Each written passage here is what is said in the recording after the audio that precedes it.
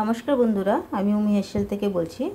আজকে আমি তোমাদের পটল, আলু আর সয়াবিন একসাথে একটা ভেজ সবজি করে দেখাবো।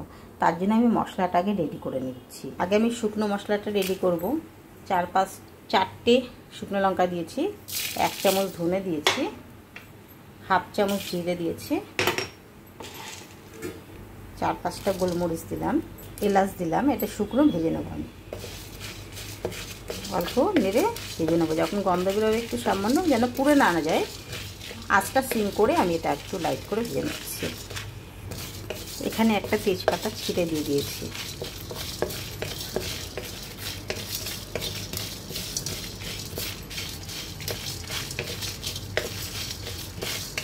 মশলাটা একটু সুন্দর গন্ধ বেরিয়ে গেছে, আমি মশলাটা নামিয়ে নেব।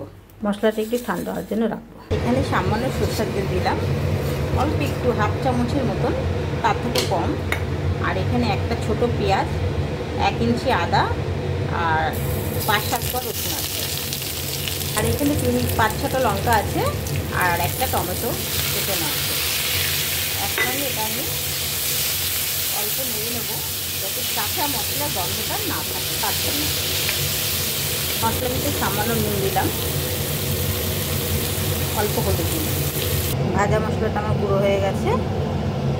এবার আমি কড়াইতে তেল দিলাম, আলু, পটল, সয়াবিন সব ভেজে নেব। আগে আমি আলুটা ভেজে তুলে নেব।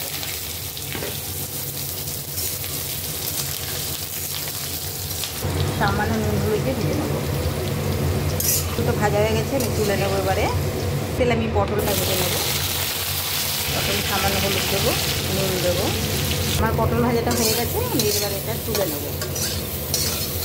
এর ভিতরে সামান্য হলুদ দিয়েছি, দিয়ে এবার সয়াবিনটা ভেজে তুলে নেব। নুন দিয়ে আগে সয়াবিনটা গরম জলে ভিজিয়ে রেখেছিলাম, এই জন্যই এখন আর নুন দেবো না। একটু সামান্য হলুদ তেলে দিয়ে হলুদের গন্ধটা কাটিয়ে সয়াবিনটা ভেজে নিলাম।